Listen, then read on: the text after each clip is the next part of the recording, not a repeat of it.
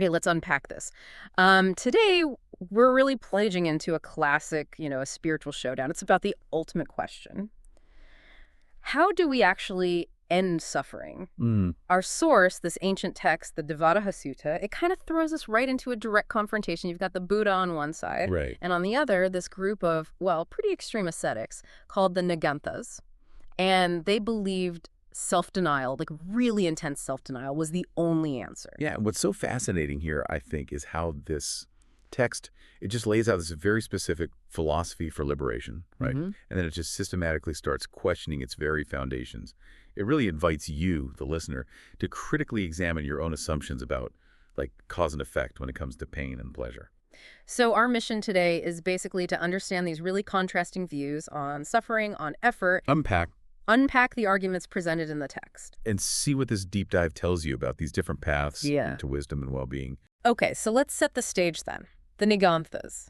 What was their core belief? Like, what was the deal with suffering for them? Well, their central idea, their main tenet, was that basically any experience you have, pleasant, painful, neutral, whatever, it's all like 100% the result of past actions, karma, everything. So to end suffering, they believed you had to exhaust all that old karma. And they did this through really intense ascetic practices. The text actually calls it consuming or destroying past actions. Tapasabhyantabha. Wow, consuming past actions. Yeah. And at the same time, they believed you had to prevent any new karma. So abstain from all new actions. Just doing things, basically. Pretty much. And this combination, they thought, would lead to the complete wearing away of all suffering, all feelings, and ultimately the end of karma itself. Okay, that's a really absolute claim, isn't it? All suffering from the past, and the solution is this intense self-mortification.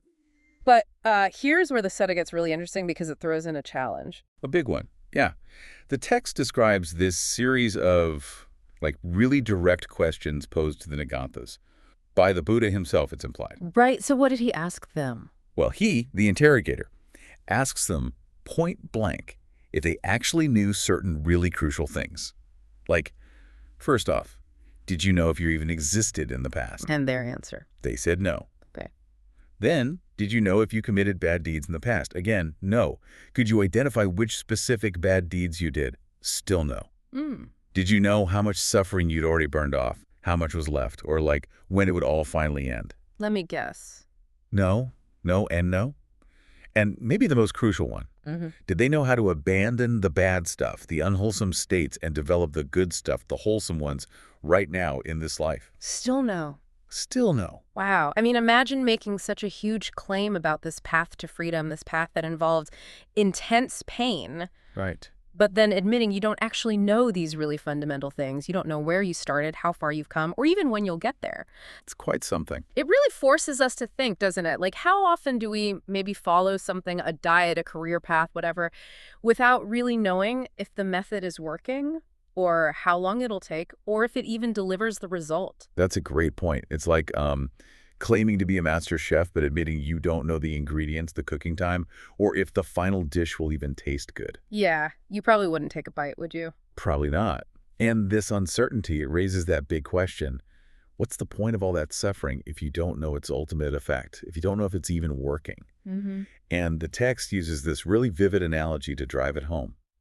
It's about a man shot with a poisoned arrow, a deeply poisoned one. Okay, picture this. A guy's been shot, arrow stuck deep, poison spreading. Right. And his friends, they bring a surgeon. A surgeon has to cut the wound open, probe around to the arrowhead, pull it out, put medicine on. Ouch.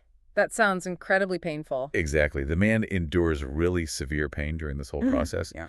But he recovers. He becomes healthy, free from the poison. Okay. But the key difference is he knows the pain is for healing. He understands the purpose behind the suffering. Ah, I see. So if the Niganthas are inflicting all this intense suffering on themselves, but they don't know if it actually leads to the end of suffering, unlike the man who knows the surgery pain is for healing, then their self-torture is just blind. Pain without a known purpose. Precisely. The sutta strongly implies that pain without understanding its effect, without knowing if it's actually fruitful, isn't really a noble path at all. So, given these pretty big gaps in their own knowledge, how did the Niganthas even respond? Like, when the Buddha cornered them on not knowing these basics, what was their defense? Well, faced with these direct questions, their defense was basically to invoke their leader, Niganthas. Who we think is Mahavira, the founder of Jainism. That's the generally accepted view, Yeah. yes. They proclaimed him omniscient and all-seeing. They claimed he had this continuous, uninterrupted knowledge, whether he was walking, standing, sleeping, awake, always knowing. Huh. So their answer wasn't, I know this works from my own experience. No. It was more like, well, my leader is all-knowing, so it must be true. Exactly. It shifts the burden, doesn't it? Away from their own experience or knowledge. It really highlights that difference, between faith in some authority figure and, well, direct, personal, verifiable knowledge of your own path and whether it's actually working. It does. And the Buddha didn't stop there. He then pressed them on something even more fundamental, related to their own immediate experience, the nature of effort itself. Okay, what was this next challenge then? He asked them basically, do you feel more intense suffering when you put in intense effort, like during your really harsh ascetic practices? And less suffering when the effort is less intense. Right. And the Niganthas confirm this. They say, yes, intense effort brings intense suffering. Less effort brings less suffering. Okay, but hang on a second. If all suffering is purely the result of past actions, completely independent of what you're doing now, then your current effort shouldn't change the intensity, should it? Exactly. Their own direct experience feeling more pain when they try harder seems to flat out contradict their core doctrine that current effort doesn't matter, only past karma does. That's a major inconsistency, isn't it? It really is. It's not just some abstract point. It really makes you think about our own lives, too. Are we sometimes pouring tons of energy into things, thinking willpower alone is enough, when maybe the approach itself, the method, just can't give us the result we want? That's a perfect parallel. It leads right into the next phase of the dialogue, which explores whether the results of karma can even be changed by current effort. Ah, okay. So, can you change karma's results? Well, the Buddha asks a series of questions, like, can karma that's supposed to ripen, to bear fruit, in this life be made to ripen in a future life instead? What do they say? No. Okay. Can pleasant karma be turned into painful karma? Or painful into pleasant? No. Can karma that's already ripe be made unripe again? No. Can you make, a lot of karma become just a little bit of karma, or vice versa? Still no. Can karma that's supposed to result in a feeling be made to result in no feeling at all? Again, the Niganthas consistently answered no to all of these. So if you can't change the timing, the quality, the quantity, or even the basic result of karma through your current efforts, then the Buddha concludes, their effort and asceticism are fruitless. Afilopadna.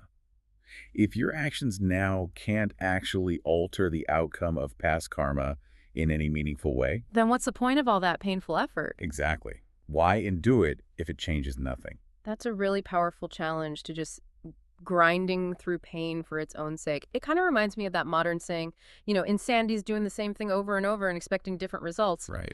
But here, their own doctrine almost guarantees the same result. So, okay, if self-inflicted pain, this blind endurance, isn't the answer, where does suffering actually come from? The sutta doesn't just tear down the Niganthas view, does it? It offers something else. It does. It broadens the perspective, suggesting 5 potential sources for suffering. And it uses these to contrast the Niganthas path, calling it blameworthy, with the Buddhist path, calling that praiseworthy. Okay, what are these 5 possible causes? So the text lists them. 1, suffering could be due to past actions. Hetu, that's the Nigantha view. Right. 2, it could be due to divine creation, Isaranaman Hetu. 3, due to association or connection, Sagati Bhava Hetu. Yeah. 4, simply due to birth, Abhijati Hetu. And 5, due to current effort or actions in this life, Devadahasuttaṃ Hetu. And this is where the Buddha sets this clever logical trap, right? Exactly. He basically says, look, whichever of these 5 you believe causes suffering, the fact that the Niganthas are experiencing such severe, painful feelings now still points to a negative situation for you. How so? Well, for instance, if suffering is caused by past actions, your theory, then your current intense pain means you must have done some pretty bad things in the past. If it's caused by divine creation, then you must have been created by a bad deity to suffer like this. If it's caused by association, you had bad associations. If by birth, a bad birth. If by current effort, well, your current effort is clearly leading to pain. See what he did there? Regardless of the underlying cause, their experience on their chosen path is painful and negative. It shows their path doesn't really lead to a positive outcome, whatever the root cause of suffering might be. It really exposes the inconsistency, yeah. So, having shown the Niganthas' path to be, well, problematic, the sutta then pivots. It describes what is considered a fruitful approach. In this approach, it's not about self-torture, but it's also not about just chasing pleasure either. Exactly. It's a middle way, in a sense. Yeah. The core idea is that a practitioner first understands the origin of suffering. They get clear on the causes. Knowledge first. Right, and then they apply effort. But the effort is targeted. It's either aimed at abandoning the root cause, the text calls this sakurais parahato, or it's aimed at developing equanimity, a balanced mind, towards those causes, upekha bhavayato. So letting go of the bad stuff or developing a calm acceptance. Kind of. It's about changing your relationship to the causes of suffering. And this effort, this skillful effort, leads to detachment, virago. That's how suffering is actually worn away, not by blindly enduring pain, but by transforming the mind's reaction to its causes. Okay, that makes sense. Understanding, then skillful action. And the Sutta gives an analogy for this too, right? Something more relatable. Yeah, a really good one. Imagine a man who's deeply in love with a woman. But it's not just love. It's like possessive, intense attachment, clinging. Okay, got it. Attached. So one day he sees her chatting and laughing intimately with another man. Oh. Yeah. And he's just overwhelmed. Sorrow, crying, pain, distress, despair. Yeah. The whole negative package hits him hard. Because of his attachment. Exactly. But then imagine if that same man were to somehow abandon his lustful desire, his clinging attachment to her. Let it go. Right. And then later, he happens to see her with another man. The Sutta says he would experience no such sorrow, no distress, no despair. Because the root cause, the attachment, is gone. Precisely. It illustrates so clearly how suffering isn't just passively received from past karma. It actively arises right now from our current attachments, our clinging. So the effort, the fruitful effort, is about letting go of that attachment, not just gritting your teeth through the pain it causes. That's a powerful illustration. And there's another analogy too, isn't there? Something about an arrow maker. Yes, another really compelling one. Think about an arrow maker. They take a shaft of reed, maybe it's a bit crooked, they heat it carefully over a flame, maybe between 2 blocks of wood, and they straighten it. They make it fit for purpose, straight, and true. Okay, purposeful effort. Right. But once the arrow is straight, once it's ready, they don't need to keep heating it, do they? They don't keep applying that intense process. No, that would be pointless, maybe even damaging. Exactly. So this speaks to the purposeful nature of the effort on the Buddhist path. A monk, or any practitioner, applies effort, maybe even strong self-discipline, if and only if it serves a specific purpose. Abandoning unwholesome states, developing wholesome ones. Like straightening the arrow. Just like that. But once that particular purpose is achieved, that specific type of arduous effort might no longer be needed. It's not suffering for suffering's sake. It's effort for transformation with a clear goal in mind. Okay, so this path is about skillful, purposeful effort based on understanding. What does that look like in practice? The Sutta outlines the stages, doesn't it? It does, quite meticulously. It outlines the stages for this fruitful effort, this path that really emphasizes knowledge and transformation, not just endurance. It starts, foundationally, with renunciation. Leaving things behind. Yeah, leaving the household life, becoming homeless in the sense of not being tied down by possessions and worldly concerns. It's about simplifying, detaching from the usual sources of entanglement. Okay, so that's the outward step, then it moves inward. Right. The next stage is ethical conduct, or sila. And this is really detailed. It's not just vague, be good. What does it involve? It's a whole list of extensions. No killing, no stealing, no sexual misconduct, no lying, no divisive speech that sets people against each other, no harsh speech, no idle chatter. So really cleaning up one's actions and words. Completely. And it extends to lifestyle, avoiding luxuries, eating at appropriate times, avoiding entertainment, not handling money, not dealing in uncooked grains or meat, avoiding involvement in business or violence. It's about living simply, harmlessly, being content with just the basics, like robes for clothing and enough food to sustain the body. It sounds like creating a really solid, calm, non-harming foundation for the mind. That's exactly the point, establishing that harmless base. And from there, the practice deepens. Next comes sense restraint. Guarding the senses, what does that mean? It means when you see something, hear something, smell, taste, touch, even think something, you guard the sense doors. You don't just let impressions rush in and automatically trigger greed or anger or wanting or aversion. So being mindful of how the world affects your mind? Very much so. You try to prevent those unwholesome thoughts from arising based on sense contact. And this flows naturally into mindfulness and clear comprehension. Sati sampajanya. Exactly. Being fully aware, fully present, and clearly understanding what you're doing, why you're doing it, in all activities. Sure. Walking, standing, sitting, eating, speaking, even being silent. It's this deep, continuous awareness. Okay, ethics, sense control, mindfulness. Now we get to the really deep mental stuff. Yes, this is where the major internal transformation happens. It leads to overcoming the 5 hindrances and attaining meditative absorption, the jhanas. The hindrances, those are like mental obstacles. Right. Sensual desire, ill will or anger, sloth and torpor, that heavy dullness, restlessness and worry, the agitated mind, and skeptical doubt. The practitioner retreats to solitude and actively works on abandoning these. And when they're abandoned. That allows the mind to settle into these deeply absorbed meditative states, the jhanas. These are states characterized by profound calm, focus, joy, happiness, and eventually deep equanimity. It's the opposite of self-torture. It's cultivating profound mental well-being and clarity. So not inflicting pain, but developing deep peace and focus. Precisely. And this whole process, this whole path of cultivation, it culminates in profound insight, these transformative realizations known as the 3 knowledges, or tavija. Okay, the payoff. What are these ultimate insights? The first is the recollection of past lives, the ability to actually remember in detail countless past existences, seeing the long chain of cause and effect. Wow. Okay, what's second? Second is the divine eye. This is the ability to see other beings dying and being reborn according to their karma, seeing directly how wholesome actions lead to good rebirths and unwholesome actions lead to suffering states. It's like seeing the law of karma in action across the universe. A direct perception of cause and effect. Yes. And the third, the ultimate one, is the destruction of the taints, or defilements. This is a direct, personal, experiential understanding of suffering, its real origin, which is craving and attachment, rooted in ignorance. It's cessation, and the path leading to that cessation. The 4 noble truths, but known directly, not just intellectually. And this leads to... This leads to the complete liberation of the mind from the deepest mental taints or cankers, things like underlying sensual desire, the deep desire for existence in any form, and fundamental ignorance about the true nature of reality. And the result is that final, ultimate realization. Birth is destroyed, the holy life has been lived, what had to be done has been done, there is no more for this state of being. Complete freedom. That is, yeah. A truly comprehensive path. It moves step by step from basic outward conduct right through to the deepest internal transformation and profound direct knowledge. So different from the Niganthas approach. Radically different.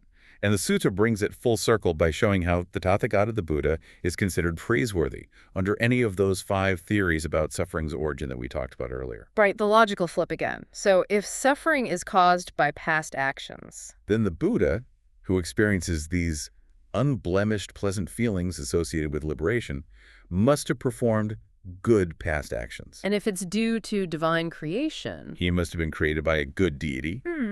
If due to association, good associations. Due to birth, a good birth. And if due to current effort... Then his current effort, the path he followed, is clearly good current effort because it led to liberation and well-being. So no matter which theory you pick, the outcome of his path is beneficial, it's positive, it validates his approach. Exactly. The fruit of his effort is undeniably wholesome and leads to freedom, unlike the painful, uncertain fruit of the Niganthas' efforts. Wow, okay, what a deep dive that was. 2 really, really different visions of suffering and how to achieve liberation. On one side, you've got the Niganthas. Practicing this severe asceticism, based on a theory about exhausting old karma. But crucially, without that direct knowledge, without that consistent experience that it was actually working, right? Their path seems ultimately based on faith and their leaders' claimed omniscience. Yeah, a leap of faith, really. And then on the other side, you have this path laid out by the Buddha. Emphasizing ethical conduct first, then mental cultivation, mindfulness, concentration. Leading to profound insight.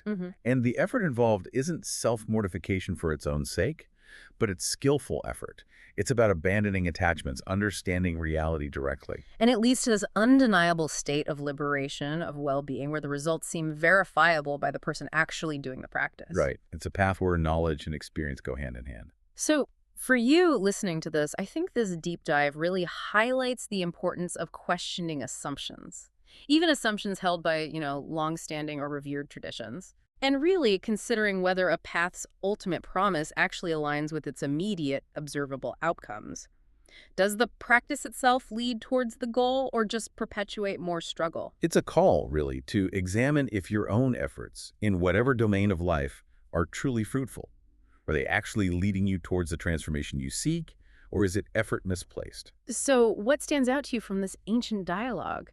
If the goal is freedom from suffering, which path resonates more? Which seems more aligned with, well, true knowledge and effective transformation? And then maybe ask yourself, does the sheer intensity of effort always guarantee the result you want? Or does the nature of that effort, the wisdom behind it, matter more? And perhaps the most practical question, how do you actually verify the effectiveness of the path you choose in your own life? Lots to think about there.